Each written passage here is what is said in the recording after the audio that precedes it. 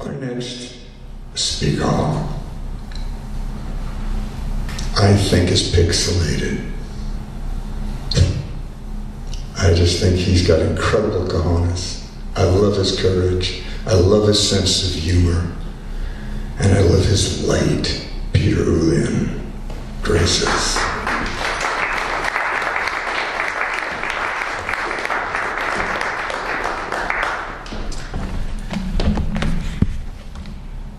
So I'm going to read 3 poems that for some reason are all about poems. I don't really understand why, but here we go. So this one is called "The Butterfly is Not a Cliche," said the butterfly. It's easy for you, sitting there, being all poetic, wearing your sweater with arm patches, your beard uncombed, your hair a sweaty mess, beads of perspiration on your graying temples, and yes, for all your pride at high school reunions that you are the only male classmate with all of your original hair. Even so, what your wife and kids tell you is the truth.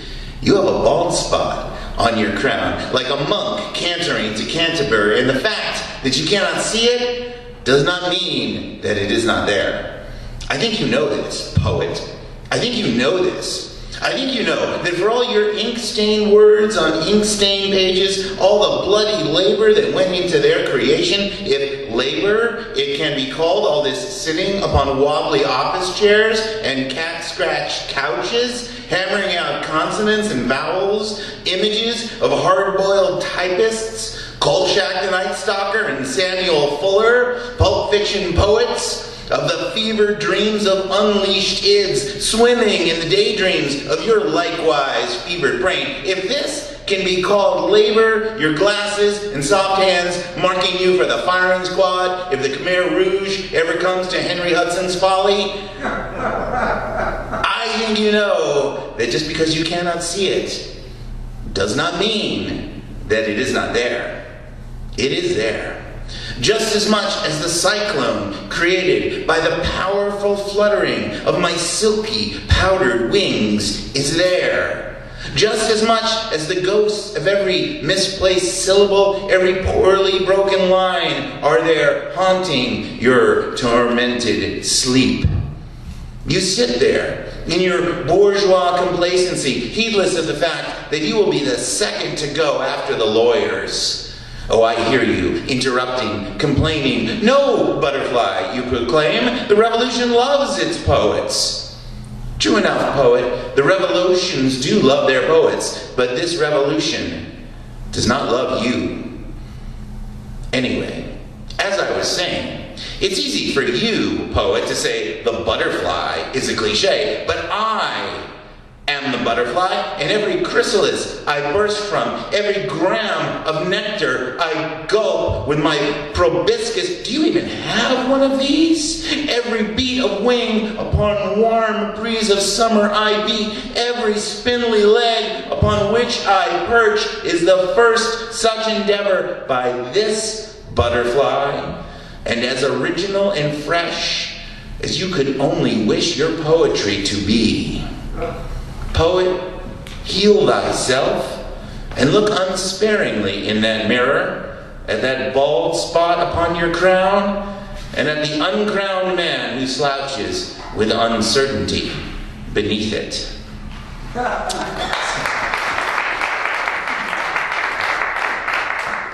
So I wrote that after I read something about poetic cliches, and they mentioned the butterfly, and I thought, well, how does the butterfly feel about that? And the butterfly is addressing me, and he's really cruel, I have to say. So this one is called, I wrote this poem with my thumbs. I wrote this poem with my thumbs on my phone at the station in Tarrytown, waiting for a train. I am now writing this poem on the 220 to Poughkeepsie. I did not tarry long in Tarrytown, just long enough to begin to write this poem on my phone with my thumbs. Thumbs are an inelegant instrument with which to construct the architecture of words which make a poem. Poems are the bonsai trees of language, elegantly shaped, neatly groomed, straining to veer from the natural unwieldiness to which our emotionally freighted words are prone. Even as my Hyundai Elantra strained to veer from that American sycamore as it slid from the road during last Thursday's snowstorm, heedless of the yellow lines and grassy knoll which marked its designated trail through the Palisades. Thumbs are the Sherman tanks of our digits, the poor cousins to the sporty roadsters of our other 8. Awkward, fumbling, stiff, inelegant, rumbling, and yet, without their thumbling opposability, we could no more have conquered the world and opened jars of Vlasic kosher dills than Eisenhower could have won the Second World War without the reliable war horsiness of the tank named by the Brits for that great Civil War general whose middle name came from the great Shawnee chief and warrior Tecumseh.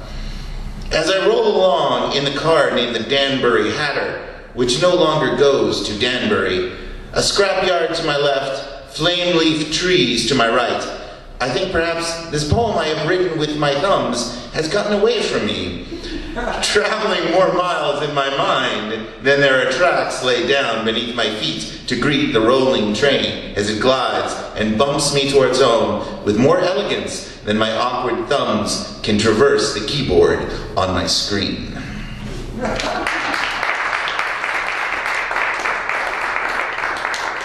Thank you. And one last poem. This is called I Am the Poet.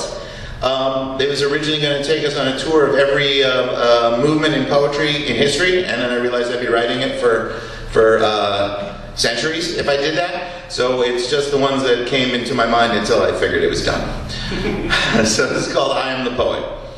I am the respectable New England poet, contemplating walls, neighbors, roads, and snowy evenings.